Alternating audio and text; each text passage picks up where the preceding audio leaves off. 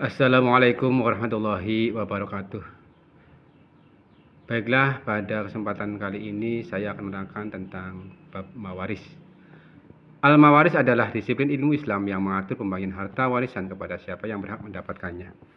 Mawaris dalam hukum Islam, kewarisan disebut ilmu faraid. Faraid menurut Imam Syafi'i adalah bentuk jamak dari fardhah, bermakna mafruḍah, yang artinya adalah pembagian-pembagian yang telah ditetapkan. Al-fardu menurut istilah bahasa ialah pembagian.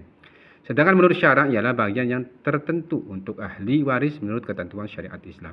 Rukun waris yang pertama yaitu pewaris, ialah orang yang mempunyai penyebab kewarisan dengan mayit sehingga ia memperoleh kewarisan.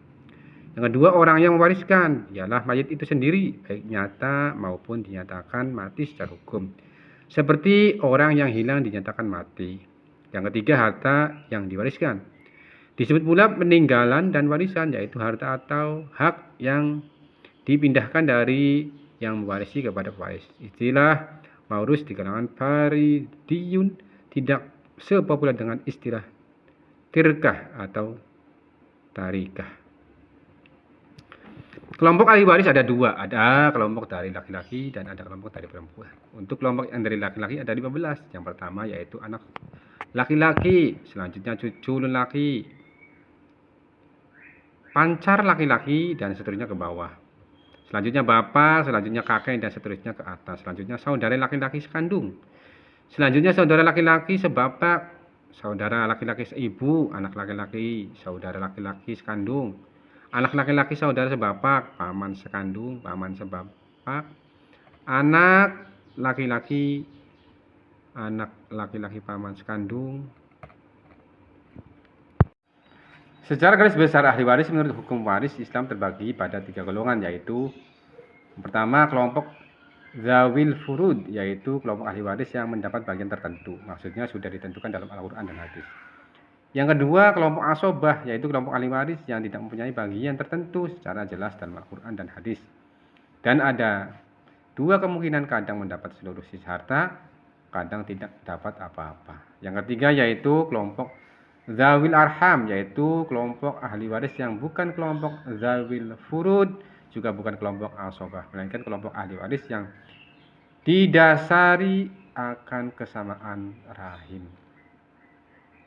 Ada 6 bagian, tiada tambahan maupun pengurangan kecuali terjadi masalah baru yang menghalang. Ada 6 bagian yang disebut dalam Al-Quran adalah 1, 1/2, setengah, yang kedua 1/4, rubuh, yang ketiga 2/3, yang keempat 1/3, yang kelima 1/6, yang keenam 1/8.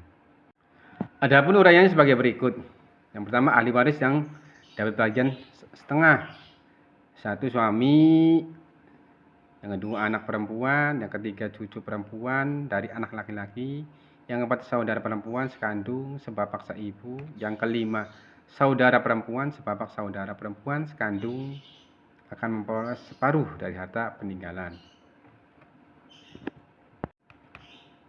Yang kedua ahli waris yang mendapatkan bahagian 1/4, yang pertama suami, yang kedua istri atau para istri.